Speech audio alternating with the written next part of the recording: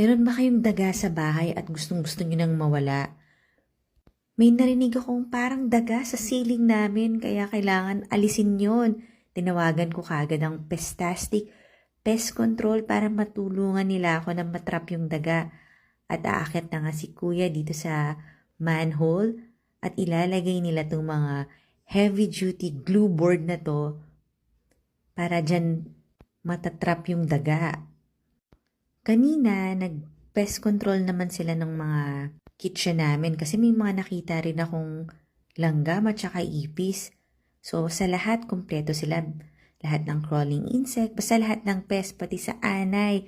So, kung kailangan nyo ng tulong sa mga pest na yan, tawagan nyo na ang Pestastic Pest Control. Lagay ko na lang yung details nila sa comment section or sa description box.